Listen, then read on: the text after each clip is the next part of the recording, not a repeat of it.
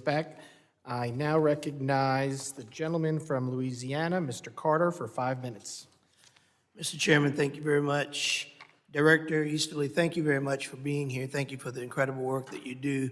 In my home state of Louisiana and around the nation, far too many higher education institutions are experiencing data breaches. What steps is CISA taking to protect the privacy and integrity of our institutions and combat critical infrastructure cybersecurity issues? It's a real scourge across the country.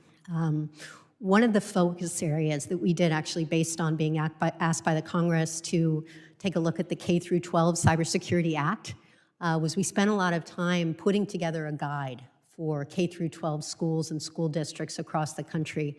And we work with a lot of experts to ensure that it was a guide that schools which were part of those target-rich, resource-poor entities could actually take advantage of.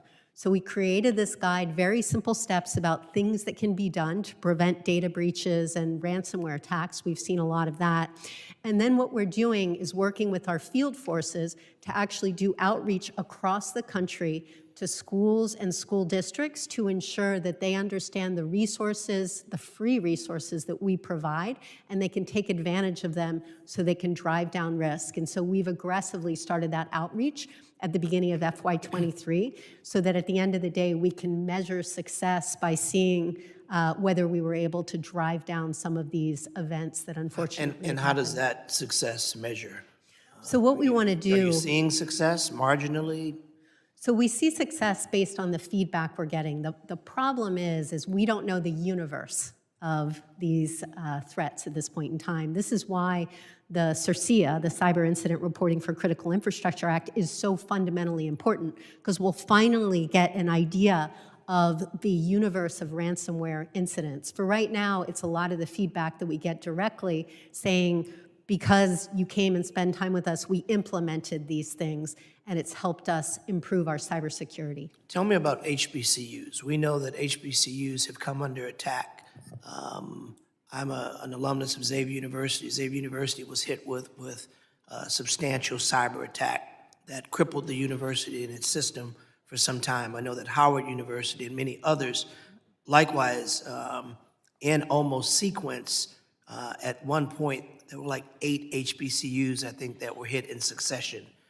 Can you share with us any plans or actions that you've taken since that to protect or encourage or enhance the ability to make those institutions safe going forward, or safer?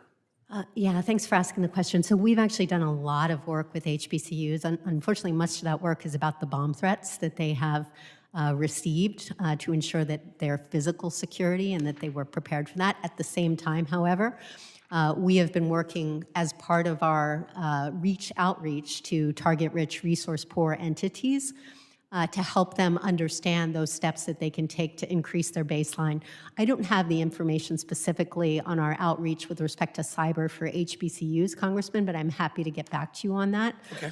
The one point I would make is a recent program that we just implemented has had some real stunning near-term success, and some of it is with institutions of higher learning, and that's the Pre-Ransomware Notification Initiative. We'll get tips from security researchers and from industry about ransomware getting put down on a system, and before it actually gets activated, we can actually notify that entity, and they can do something about it before they have a really bad day. And many of the targets that we've been notifying are K through 12 and institutions of higher education. So I'm happy to get you more details. And with the minute 36 I got left, I want to ask you real quickly about drones. We know that we see the increased use of drones. We visited the southern border this past weekend. We know that drone traffic is incredible and a real impediment to protecting the southern border.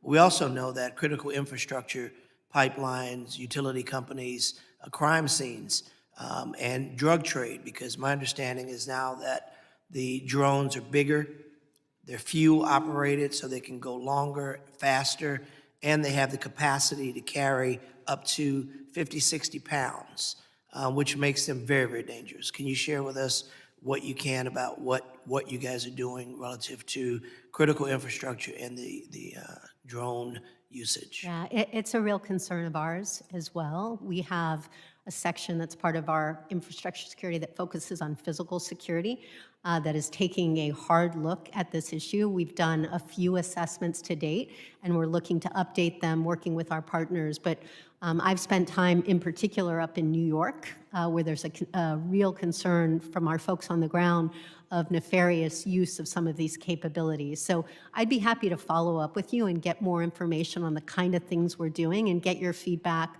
on what might be more helpful to your constituents. And if there's anything that you can share that we can share with them in the way of grants, in the way of resources, in the way of things that they can be doing to better protect or arm you with facts that are going on, whether it's at the university level, at the plants or crime scenes or other critical infrastructure structures that there may be resources that they may not be available or aware of that we can make available to them. Yeah, Would be very I'd love to follow up on that conversation in particular. Thank you very much, Mr. Chairman. I yield back.